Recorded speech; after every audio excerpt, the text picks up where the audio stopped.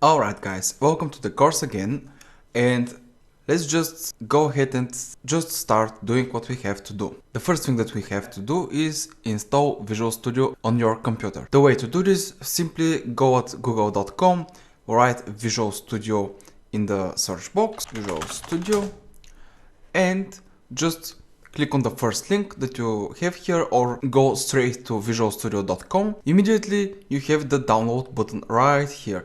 You have to mouse over it and select Community 2017.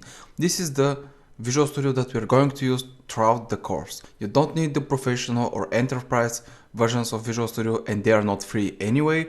So just use the community version, it's free and it has everything that we need.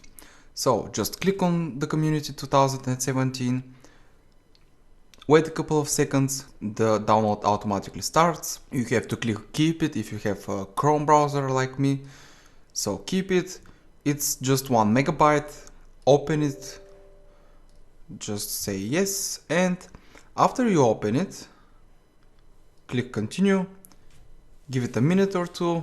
Alright, after the loading completes, this is the screen that we face. What we have to do here is select Universal Windows Platform Development and .NET Desktop Development, both of these platforms. If you want to change the location for Visual Studio, if you don't want it at its default location, this is where we change that from.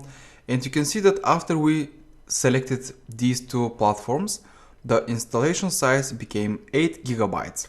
So when you start the installation process, Visual Studio will download all of these 8 gigabytes from Microsoft.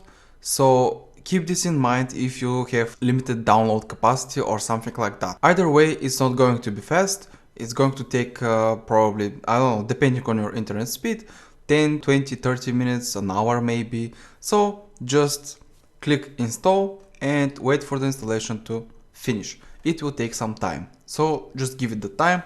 I'm just going to fast forward until it's completed and I'll be back in a second.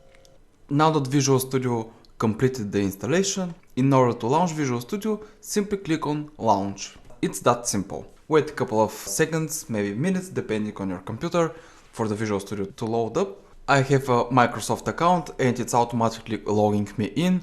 If you don't have a Microsoft account, you don't need it, but it doesn't hurt to have one and to be able to log in with your account in Visual Studio. I don't like the default skin for Visual Studio, so I will show you how you can change it to the dark skin. Visual Studio did it automatically for me because it has my settings saved. When I logged in my account, it checked for my settings and it knows that I'm using the dark skin for my Visual Studio. But if you want to change it, you simply have to click on Tools, Options, and here under General you have a color theme and you can select one of 3 color themes.